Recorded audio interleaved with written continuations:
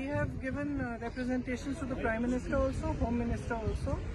The devastation that has happened in that area is complete. It is a small area in which whatever was in the way of the river, when the river changed course, it has taken away. So it is not just a question of people losing one member of a family, or maybe some part of their home, or some part of their life. The people who are affected have lost absolutely everything. There are people who have lost every member of their family, young children. They have no support system.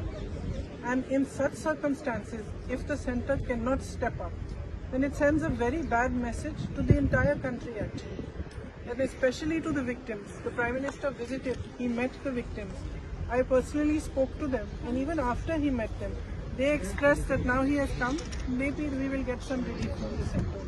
4 months have passed and that relief has not been forthcoming.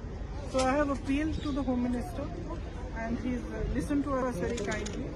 I have appealed to him that we rise above politics and truly recognize the pain and the suffering that these people have gone through. Because the suffering is immense. As I said, there are children who have lost every single member of their family.